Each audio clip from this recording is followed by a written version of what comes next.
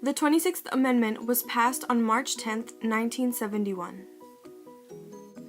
This amendment pertains to the right of citizens of the United States who are 18 years of age or older to vote, that their right may not be denied by the United States or by any state on account of age.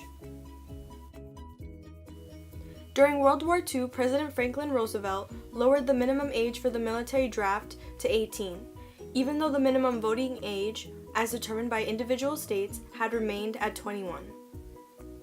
The debate over lowering the voting from the original age of 21 to 18 began during the events of World War II, but had begun to intensify during the Vietnam War.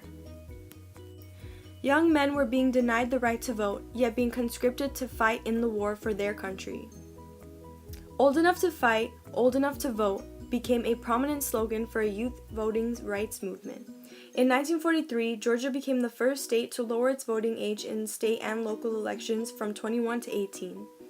In the late 1960s, with the United States investing in a long war in Vietnam, youth voting rights activists held marches to draw lawmakers' attentions to the hypocrisy of drafting young men and women who lacked the right to vote. In 1969, no fewer than 60 resolutions were introduced to Congress to lower the minimum voting age, but none resulted in any action. When Congress passed a bill extending and amending the Voting Rights Act of 1965, it contained a provision that lowered the voting age to 18 in federal levels, state and local elections. Though he signed the bill into law, President Richard Nixon issued a public statement declaring that he believed the provision to be unconstitutional. Due to the increasing protests for the amendment, it led Congress to discuss the addition of the 26th Amendment, a year after the original bill. In 1970, Congress passed Voting Rights Act amendments that lowered the voting age in state and federal elections from 21 to 18, forbade the use of literacy tests at the polls, and forbade states from disqualifying voters in presidential and vice presidential elections based on residency requirements. The states of Oregon, Arizona, Idaho, Texas sued and argued that these amendments infringe on the rights of the Constitution reserved for the states.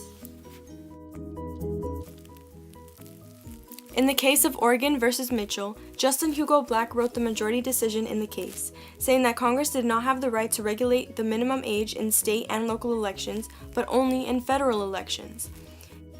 The issue left the court divided. 5 justices believed Congress did have the right, and the other 4 believed that the Congress didn't.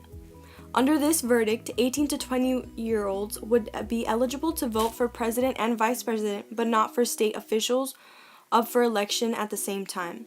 The unsatisfactory public reaction and protests of large numbers, with young men and women facing conscription into the military but unable to vote, built support among many states for the constitutional amendment that would set a uniform nation voting age of 18 permanently. Amendment in U.S. history to be ratified, the 26th Amendment was placed, and President Nixon signed it into law that July. President Nixon declared, "The reason I believe that your generation, the 11 million new voters, will do so much for America at home is that you will infuse into this nation some idealism, some courage, some stamina, some high moral purpose that this country always needs." True or false, young voters were the only group to show a statistically significant increase in the turnout of 2008, despite an overall increase of some 5 million voters.